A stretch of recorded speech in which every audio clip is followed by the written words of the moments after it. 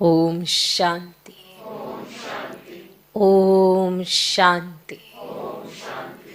आज की तारीख है 7 मई 2023। अव्यक्त महावाक्य, अव्यक्त बाप दादा रिवाइज कोर्स की मुरली, जिसकी ओरिजिनल डेट है 26 नवंबर 1994।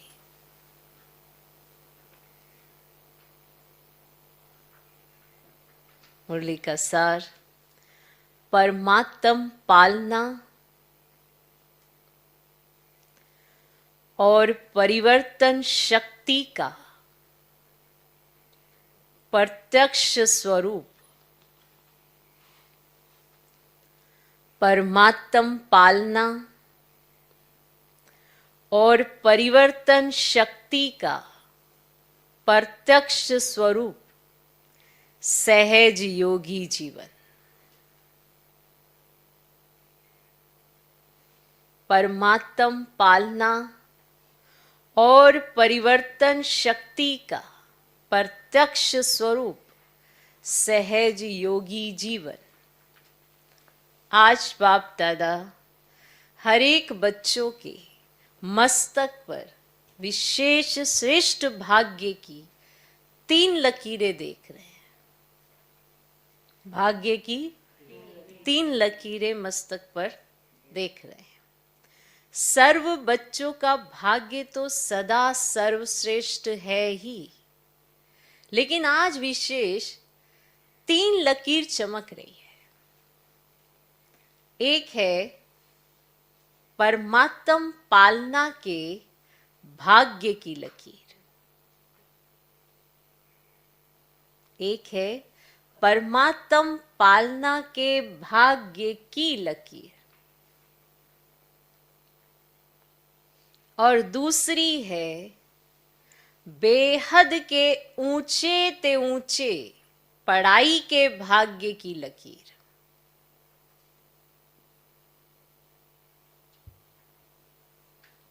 दूसरी है बेहद के ऊंचे ते ऊंचे पढ़ाई के भाग्य की लकीर, और तीसरी है श्रेष्ठ मत प्राप्त होने के भाग्य की लकीर। श्रेष्ठ मत प्राप्त होने के भाग्य की लकीर। तो पहली लकीर परमात्म पालना के भाग्य की, दूसरी लकीर बेहद के ऊंचे ते ऊंचे पढ़ाई के भाग्य की लकीर, और तीसरी है श्रेष्ठ मत प्राप्त होने के भाग्य की लकीर।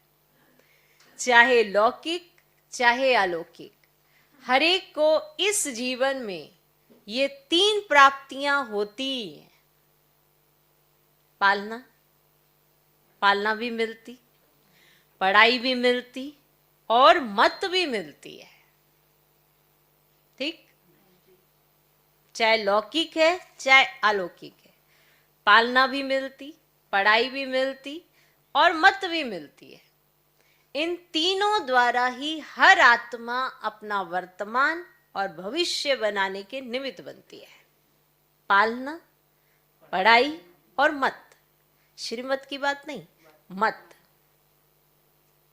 ठीक, इन तीनों द्वारा ही हर आत्मा, माना चाहे लौकिक में भी हर आत्मा है, वो अपना वर्तमान और भविष्य बनाने के निमित्त बनती है।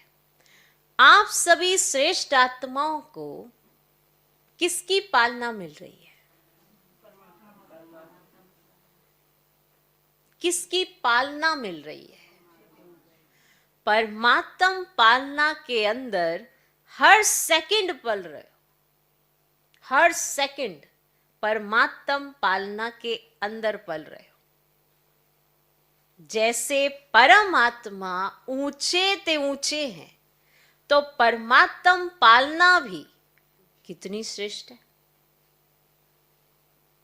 और इस परमात्म पालना के पात्र कौन बने हैं और कितने बने हैं? परमात्म पालना के पात्र कौन बने हैं और कितने बने हैं? सारे विश्व की आत्माएं बाप कहती हैं, लेकिन पालना और पढ़ाई के पात्र नहीं बनती है। सारे विश्व की आत्माएं बाप कहती हैं, गॉड फादर कहती हैं, परंतु पालना और पढ़ाई के पात्र नहीं बनती है। और आप कितनी थोड़ी सी आत्माएं इस भाग्य के पात्र बनती हो। सारे कल्प में यही थोड़ा सा समय परमात्म पालना मिलती है। सारे कल्प के अंदर यही थोड़ा सा समय परमात्म पालना मिलती है। देवी पालना, मानव पालना, ये तो अनेक जन्म मिलती है, लेकिन ये श्रेष्ठ पालना अब नहीं तो कब नहीं। ऐसे श्रेष्ठ भाग्य की श्रेष्ठ लकीर सदा अपने मस्तक में चमकते हुए अनुभव करते हो। कोई भी प्राप्ति सदा करना चाहते हो या कभी कभी करना चाहते हो? सदा करना चाहते हो कोई भी प्राप्ति, या कभी कभी करना चाहते हो? तो प्राप्ति का पुरुषार्थ भी सदा चाहिए या कभी कभी चाहिए? और सदा तीव्र चाहिए या कभी साधारण कभी तीव्र? प्रैक्टिकल क्या है? चाहना और प्रैक्टिकल में अंतर हो जाता है ना। चाहना तो सदा की है, पर प्रैक्टिकल में अंतर हो जाता है ना। सोचते तो वो तो, लेकिन स्मृति में कम रखते हो। सोचते वो तो बहुत सोच लेंगे, पर स्मृति में कम रखते हो। सोचना स्वरूप बनना है या स्मृति स्वरूप बनना है? स्मृति स्वरूप बनने वाले हो ना, तो एक बात भी स्मृति में रखो कि अमृत वेले आपको उठाने वाला कौन है? अमृत वेले आपको उठाने वाला कौन? बाप का प्यार उठाता है। दिन का आरंभ कितना श्रेष्ठ है, और बाप स्वयं मिलन मनाने के लिए बुलाते हैं, रूरिहान करते हैं, शक्तियां भरते हैं। तो हर दिन का आदि कितना श्रेष्ठ है। बाप की मोहब्बत से उठते हो कि कभी कभी मजबूरी से भी उठते हो? मोहब्बत से या मजबूरी से उठते हो? ये अर्थात तो मोहब्बत के गीत आपको उठाते हैं। अमृत वेले से बाप कितना स्नेह से बुलाते हैं, उठाते हैं, मीठे बच्चे, प्यारे बच्चे आओ। तो जिसका आदि इतना श्रेष्ठ है, उसका फिर मध्य और अंत क्या होगा? माना जब शुरुआत इतनी अच्छी है कि बाप का प्यार आपको उठाता है, तो फिर मध्य और अंत क्या होगा? श्रेष्ठ होगा ना? होगा ना? बाप दादा देख रहे थे कि कितना पालना का भाग्य वर्तमान समय बच्चों को प्राप्त है। जितना प्राप्त है उतना फायदा उठाते हो। स्वप्न में भी संकल्प मात्र नहीं था कि इतने भाग्य के पात्र बनेंगे। स्वप्न में भी नहीं सोचा था कि इतना श्रेष्ठ भाग्य मिलेगा और उसके पात्र बनेंगे। सोचने से बाहर था, लेकिन मिला कितना सहज। बाप के प्यार की पालना का प्रैक्टिकल स्वरूप ही है सहज योगी जीवन। जिससे प्यार होता है, उसके लिए मुश्किल परिस्थिति या मुश्किल कोई भी बात देखी सुनी नहीं जाती कि ये मुश्किल है। जिससे प्यार होता है, ना ही परिस्थिति उसके लिए मुश्किल होती है, ना ही कोई बात उसके लिए मुश्किल होती है। ना ही वो देख सकता है कोई मुश्किल चीज है, ना ही वो सुन सकते कि ये मुश्किल है, क्योंकि प्यार बहुत है। तो बाप ने भी मुश्किल को सहज बनाया है ना, सदा सहज है, तो सदा ही पुरुषार्थ की गति तीव्र हो। अच्छा, बहुत अच्छा पुरुषार्थ है और कल थोड़ी परसेंटेज कम हो गई, तो क्या सदा सहज कहेंगे? सदा मुश्किल कौन बनाते हैं? स्वयं ही बनाते हो ना। कारण क्या? सोचने की तो आदत है, लेकिन स्मृति स्वरूप के संस्कार कभी मर्ज रखते हो, कभी मर्ज हो जाते हैं।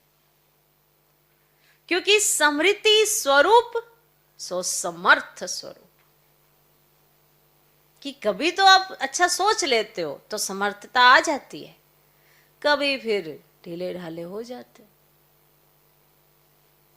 कभी याद आ गया तो फिर स्थिति बन गई, नहीं याद आया तो फिर वैसे के वैसे। सोचना ये समर्थी स्वरूप नहीं है, स्मृति समर्थी है। विस्मृति में क्यों आ जाते हो? आदत से मजबूर हो जाते हो। अगर मजबूत नहीं तो मजबूर हो जाएंगे। जहां मजबूत हैं वहां मजबूरी नहीं है।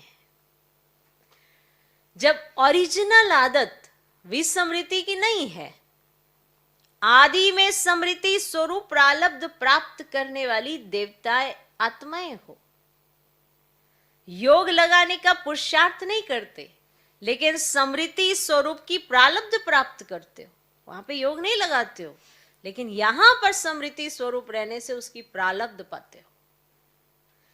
तो आदि में भी स्मृति स्वरूप का प्रत्यक्ष जीवन है,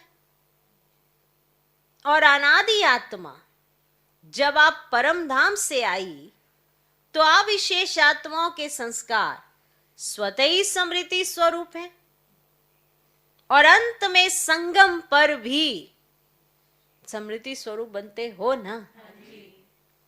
तो अनादि, आदि और अंत तीनों ही काल स्मृति स्वरूप है।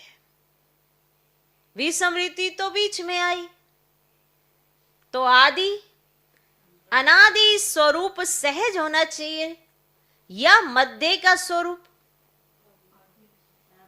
आदि अनादि ना, वो सहज होना चाहिए या मध्य का स्वरूप? सोचते हो कि हां मैं आत्मा हूं, सोचते हो कि हां मैं आत्मा हूं, लेकिन स्मृति स्वरूप हो चलना, बोलना, देखना, उसमें अंतर पड़ जाता है। मन अपने को बोल रहे हैं मैं आत्मा हूं, मैं आत्मा हूं, पर अपने को समझ नहीं रहे हैं कि मैं आत्मा हूं, तो स्वरूप नहीं बनता, सिर्फ मुख से ही दोहराते रहते हैं मैं आत्मा हूं, मैं आत्मा हूं। इसीलिए उस स्मृति स्वरूप को जो चलने में, बोलने में, देखने में आना चाहिए, वो अंतर पड़ जाता है। तो ये स्मृति में रखो कि हम परमात्म पालना की अधिकारी आत्माएं हैं। ये स्मृति में रखो, माना ये याद करो और याद दिलाओ खुद को। याद कोई चीज आ जाती है तो उसे दोहराया नहीं जाता, आपको याद आ गई,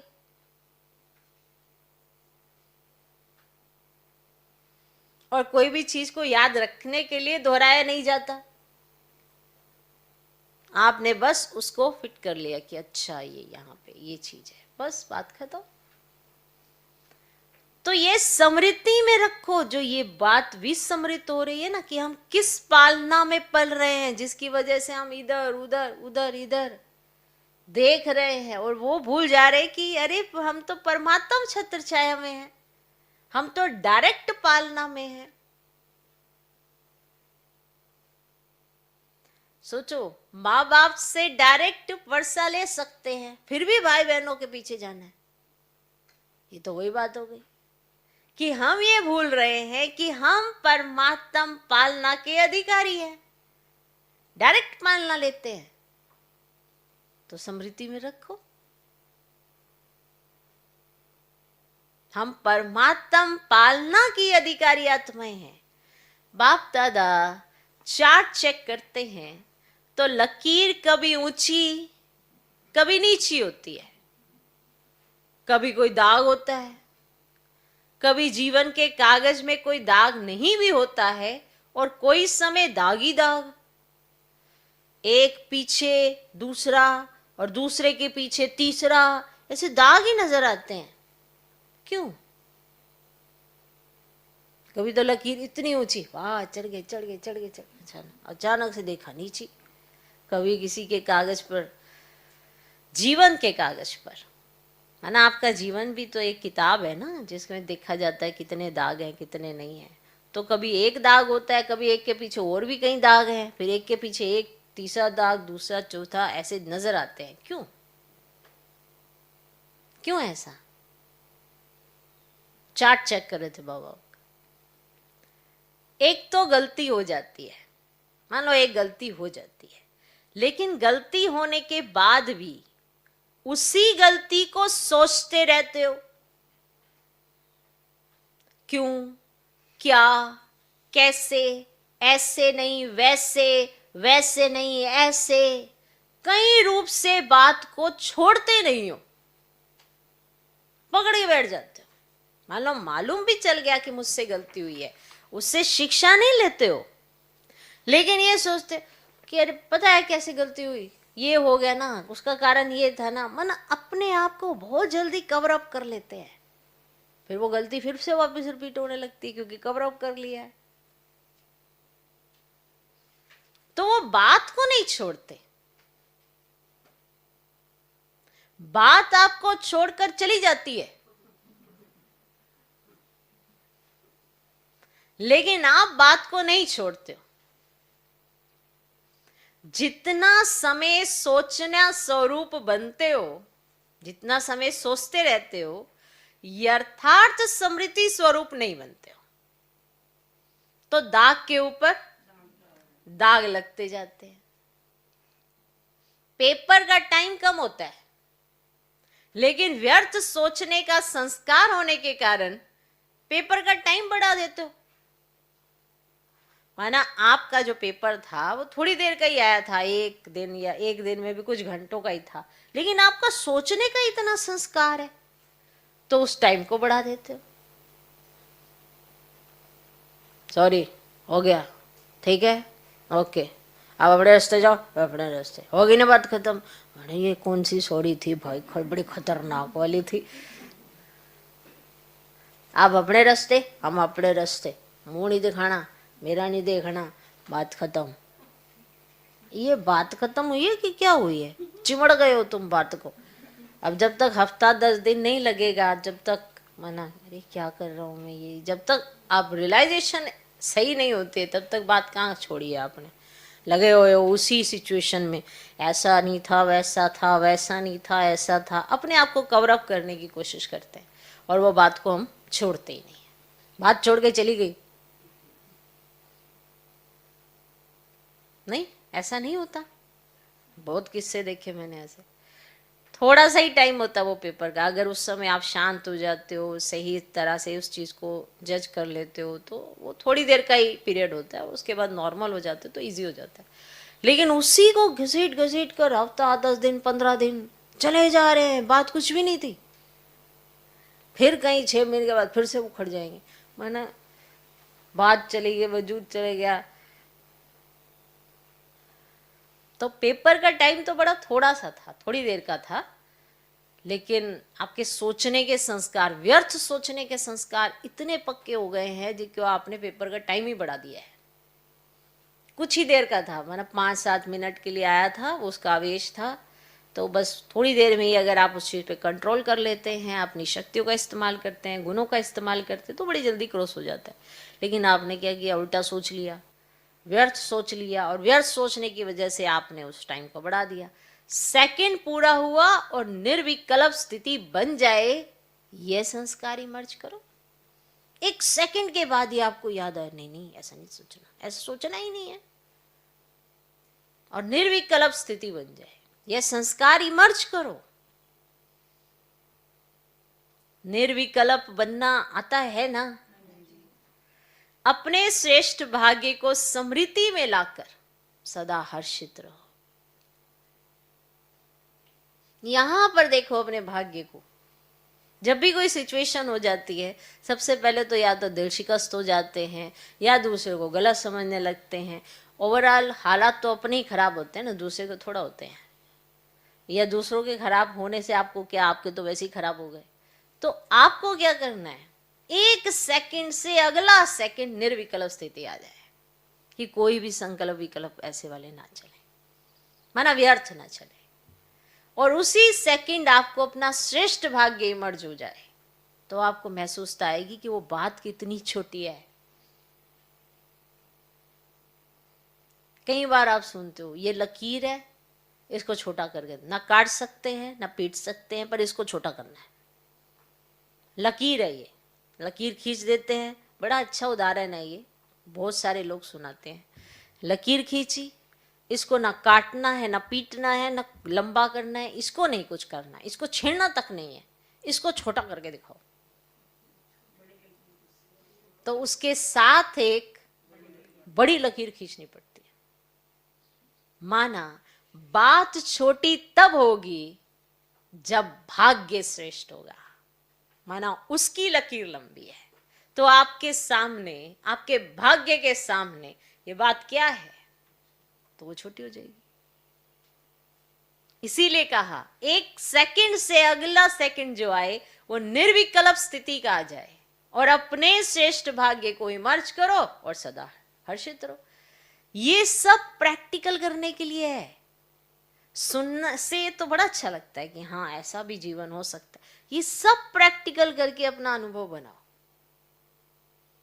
अपने परमात्म पालना को सदा बार बार स्मृति में लाओ। सुनना भी आता है, सोचना भी आता है, लेकिन फर्क क्या पड़ जाता है, बाप दादा बच्चों का खेल देखते रहते हैं। सारे दिन में क्या क्या खेल करते हो, ये रात्रि को चेक करते हो ना। माया के खिलौने बड़े आकर्षण वाले हैं, तो उन खिलौनों से खेलने लग जाते हो। पहले तो बहुत प्यार से माया खेल कराती है, और खेल कराते कराते जब हार खिलाती है तब होश में आते हैं। मेजॉरिटी में एक विशेष शक्ति की कमी रह जाती है। कभी बहुत अच्छे चलते हो, कभी चलते हो, कभी उड़ते हो, आगे बढ़ते हो, लेकिन फिर नीचे क्यों आ जाते हो? इसका विशेष कारण क्या? परिवर्तन शक्ति की कमजोरी है। चेंज नहीं कर पाते ना, परिवर्तन शक्ति की कमजोरी है। समझते भी हो कि ये अर्थार्थ नहीं है, लेकिन परिवर्तित होने की कमी हो जाती है। ब्राह्मण जीवन में परिवर्तन में आ गए। अब कोई कहेंगे कि मैं ब्राह्मण नहीं हूं, सभी अपने को बीके लिखते हो ना, हम ब्राह्मण हैं ये समझते हो ना।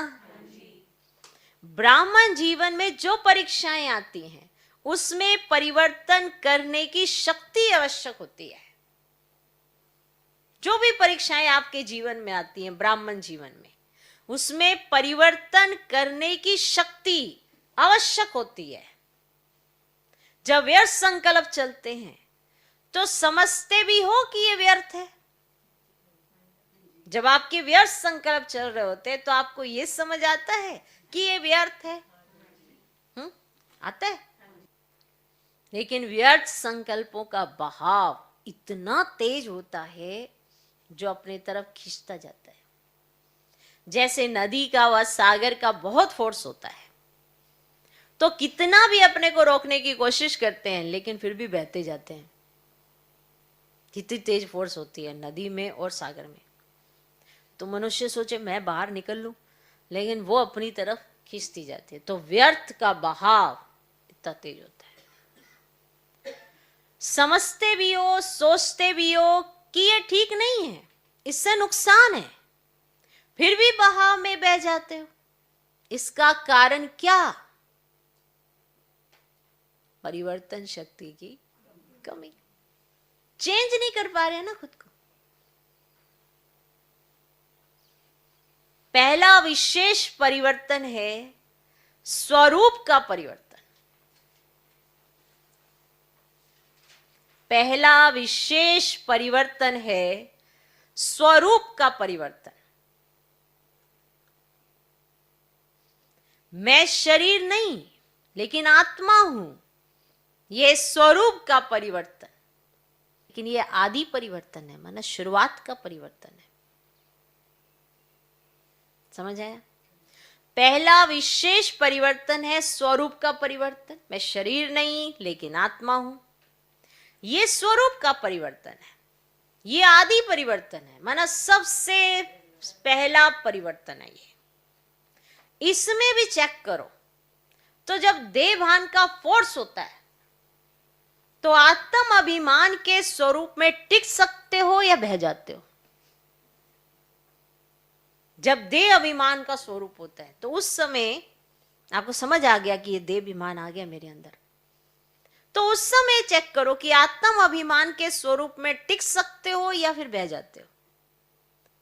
अगर सेकंड में परिवर्तन शक्ति काम में आ जाए तो समय, संकल्प कितने बच जाते हैं। वेस्ट से बेस्ट में जमा हो जाते हैं अगर आपने सेकंड में चेंज कर लिया। पहली परिवर्तन शक्ति है स्वरूप का परिवर्तन और स्वभाव का परिवर्तन। ये भी लिख लो। पहली परिवर्तन शक्ति है स्वरूप का परिवर्तन और स्वभाव का परिवर्तन। पुराना स्वभाव पुरुषार्थी जीवन में धोखा देता है। अगर आपने कोई पुराना स्वभाव अभी तक नहीं छोड़ा तो आपके इस ब्राह्मण जीवन में आपको बहुत बार धोखा मिलेगा। पुराना स्वभाव पुरुषार्थी जीवन में धोखा देता है। समझते भी हो कि ये मेरा स्वभाव यथार्थ नहीं है और यह स्वभाव समय प्रति समय धोखा भी देता है, यह भी समझते हो, लेकिन फिर भी स्वभाव के वश हो जाते हो। फिर अपने को बचाने के लिए कहते हो कि ना मेरा भाव ऐसा नहीं था, मेरा भाव ऐसा नहीं था। फिर अपने बचाव में ऐसे कहते हो कि मेरा भाव नहीं था, मेरा स्वभाव ऐसा है, मैं चाहता या चाहती नहीं हूं लेकिन मेरा स्वभाव है। अब आपको समझना चाहिए मेरा स्वभाव है।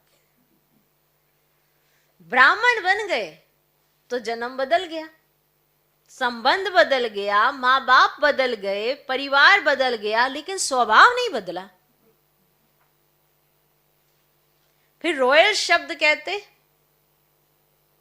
मेरी नेचर है, कि मेरी नेचर है। तो पहली कमजोरी स्वरूप का परिवर्तन,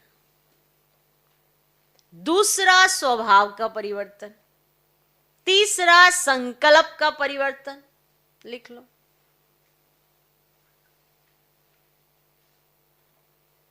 तो पहली कमजोरी स्वरूप का परिवर्तन, दूसरा स्वभाव का परिवर्तन, तीसरा संकल्प का परिवर्तन। सेकंड में व्यर्थ को समर्थ में परिवर्तन करो।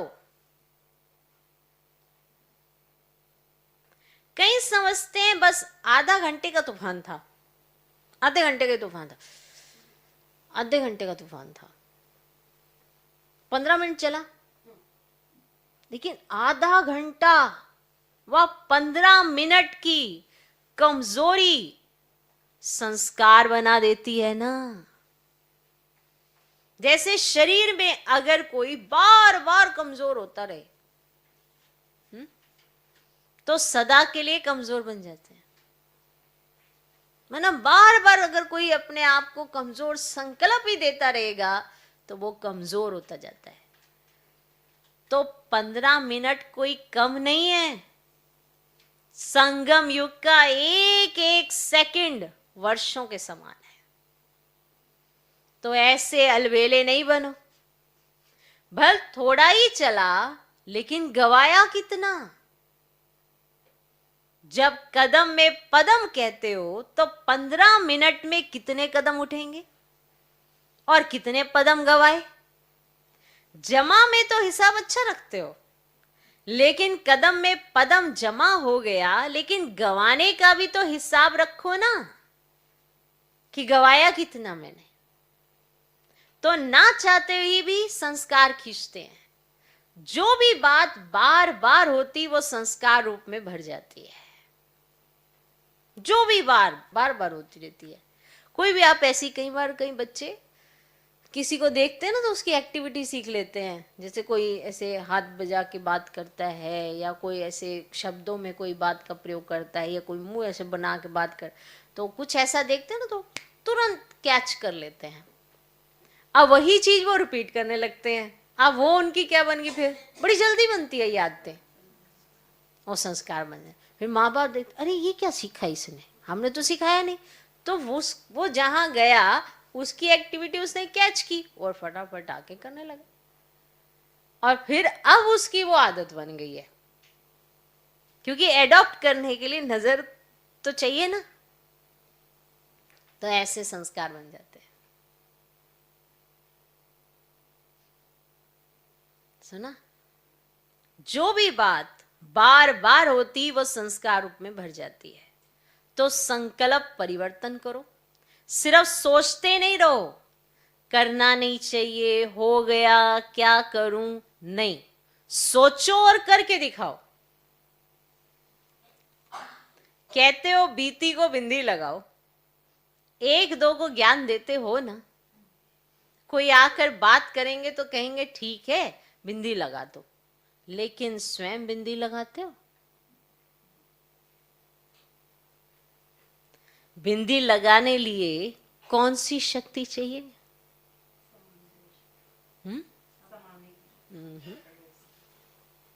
परिवर्तन शक्ति। माना चेंज करोगे ना कुछ अंदर, तभी तो बिंदी लगेगी। ये थोड़ा चिंतन वही चल रहा है और आप सोचोगे बिंदी लग जाएगी। कुछ तो चेंज करोगे अपने अंदर, तब बिंदी लगती है। परिवर्तन शक्ति। परिवर्तन शक्ति वाला सदा ही निर्मल और निर्माण रहता है। जैसे पहले भी बाप दादा ने सुनाया है कि मोल्ड होने वाला ही रियल गोल्ड है। रियल गोल्ड की निशानी है वो मोल्ड हो जाएगा। तो चेक करो कि परिवर्तन शक्ति समय पर काम आती है या समय बीत जाने के बाद सोचते ही रहते हो। तो परिवर्तन शक्ति को बढ़ाना है। जिसमें परिवर्तन शक्ति है वो सबका प्यारा बनता है। विचारों में भी वो सहज रहेगा। आगे बढ़ते सेवा में रहते हो ना, सेवा में भी विघन रूप क्या होता है? सेवाओं में विघन रूप क्या बनता है? मेरा विचार, मेरा प्लान, मेरी सेवा इतनी अच्छी होते हुए भी मेरा क्यों नहीं माना गया, है ना? मेरी राय ली नहीं गई। मेरा, हर चीज में मेरा, तो उसको रियल गोल्ड कहेंगे। मेरापन आ गया, मेरापन आना अर्थात अलाय मिक्स होना। जब रियल गोल्ड में अलाय मिक्स हो जाता है तो वो रियल रहता है, उसका मूल्य रहता है। कितना फर्क पड़ जाता है। तो समय और वायुमंडल को परख कर अपने को परिवर्तन करना, इसकी आवश्यकता है। समय को देखो, वायुमंडल को देखो और फिर अपने को बदल लो, इसकी आवश्यकता है। मोटी मोटी बातों में परिवर्तन करना तो सहज है, लेकिन हर परिस्थिति में, हर संबंध संपर्क में समय और वायुमंडल को समझ स्वयं को परिवर्तन करना, यही नंबर 1 बनना है। ये नहीं सोचो कि फलाना भी समझे ना, ये भी तो परिवर्तन करे ना, सिर्फ मैं ही परिवर्तन करूं क्या, ऐसे नहीं सोचो। कहीं ऐसे ही सोचते, सब कुछ मुझे ही सुनाना है, मुझे ही कहना है, वो ना कुछ बदले, सारा परिवर्तन मेरा ही चाहिए, ऐसे नहीं। जोटे सो अर्जुन। इसमें अगर आपने अपने को परिवर्तन किया तो ये परिवर्तन ही विजय बनने की निशानी है, समझा? अच्छा, चारों ओर के सर्व सदा स्मृति स्वरूप आत्माओं को, सदा सेकंड में परिवर्तन शक्ति द्वारा स्व परिवर्तन करने वाली श्रेष्ठ आत्माओं को, सदा सहज योगी अनुभव करने वाले अनुभवी आत्माओं को, सदा बाप के समीप और समान बनने के उमंग उत्साह में रहने वाली सर्वात्माओं को बाप दादा का याद प्यार और नमस्ते। हम रूहानी बच्चों की भी रूहानी बाप दादा को नमस्ते नमस्ते नमस्ते। Good morning good morning good morning. Teachers से अव्यक्त बाप दादा की मुलाकात।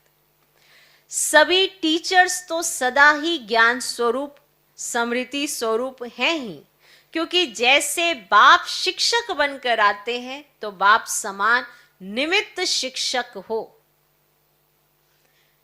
बाप जैसे नहीं हो लेकिन निमित्त शिक्षक हो। तो टीचर्स की विशेषता निमित्त भाव और निर्माण भाव। सफल टीचर वही बनती है जिसका निर्मल स्वभाव हो। सफल टीचर वही बनती है जिसका निर्मल स्वभाव हो। अभी निर्मल स्वभाव के ऊपर विशेष अंडरलाइन करो, लिख लो। निर्मल स्वभाव, देखो ये आपके ऊपर शूट कर रहा है। निर्मल स्वभाव माने जिसके अंदर कोई मैल ना हो, उसे निर्मल कहा जाता है। अंडरलाइन कर लिया निर्मल स्वभाव के, अंडरलाइन कर लिया, ठीक है। कुछ भी हो जाए लेकिन अपना स्वभाव सदा निर्मल रहे। यही निर्मल स्वभाव निर्माणता की निशानी है। तो अंडरलाइन करो निर्मल स्वभाव। निर्मल स्वभाव, बिल्कुल शीतल। शीतलता का गायन शीतला देवी है। तो निर्मल स्वभाव अर्थात शीतल स्वभाव। बात जोश दिलाने की हो लेकिन आप निर्मल हो, तब कहेंगे सफल टीचर। तो बाप दादा फिर भी अंडरलाइन करा रहा है, किस पर? निर्मल स्वभाव। समझा? अच्छा, दो प्रश्न है। पहला प्रश्न, सबसे बड़ा खजाना कौन सा है? जिससे ही ज्ञान और योग की परख होती है।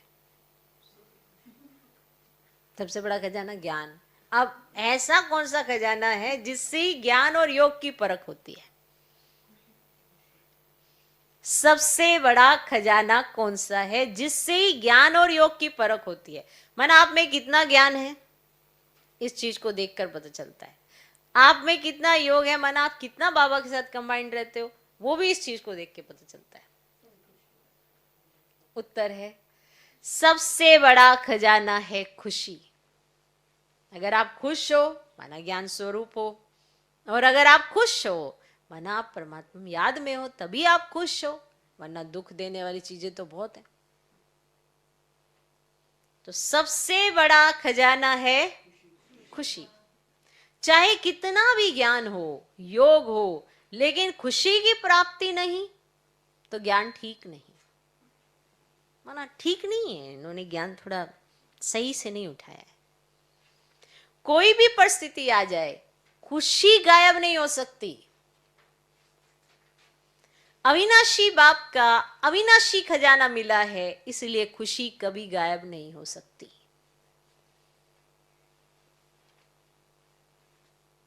योग लगाते लेकिन खुशी नहीं तो योग ठीक नहीं।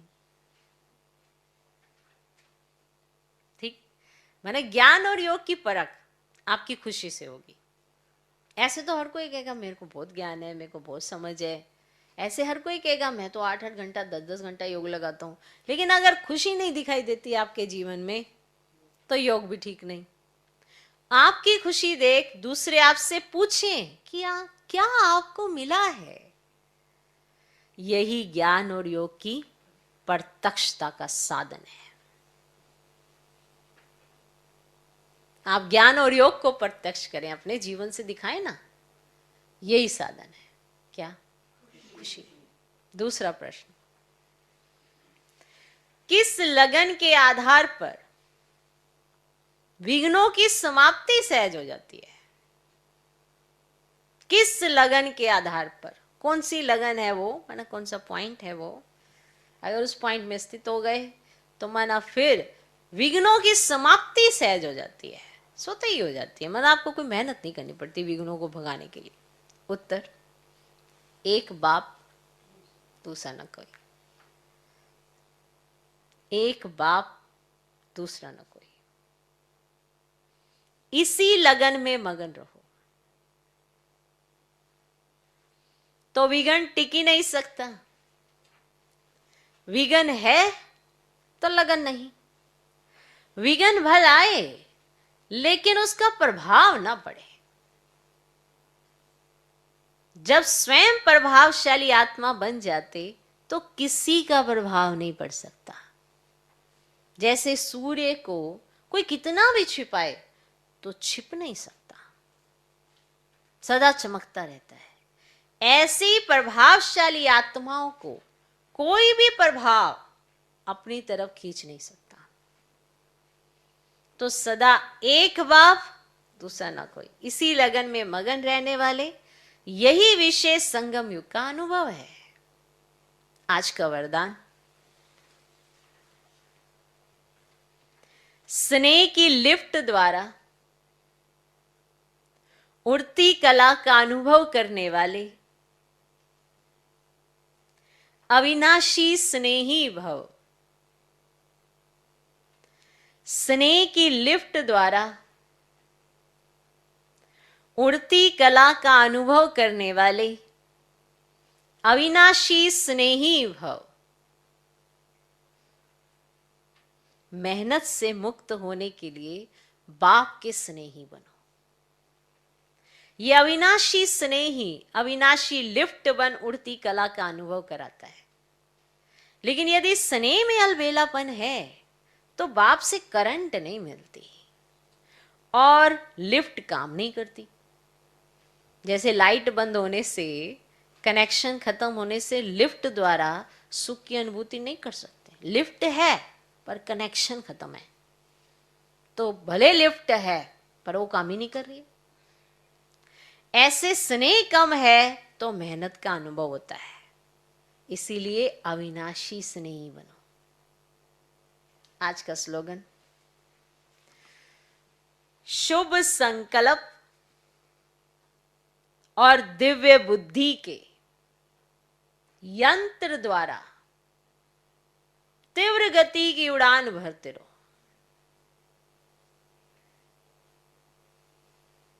शुभ संकल्प और दिव्य बुद्धि के यंत्र द्वारा तीव्र गति की उड़ान भरते रहो। तो संकल्पों में श्रेष्ठता चाहिए, शुभपना चाहिए, और जो बुद्धि है वो दिव्य है। आपको वरदान मिला हुआ दिव्य बुद्धि का। तो ये दोनों यंत्र हैं। उड़ना आत्मा चाहती है, उड़कर बाबा के पास जाना चाहती है, तो उसके लिए भी ये दो आधार हैं, शुभ संकल्प और दिव्य बुद्धि। इन दो यंत्रों के द्वारा आप तीव्र गति की उड़ान भर सकते हो। तो अपने संकल्पों पर बहुत ध्यान देना है।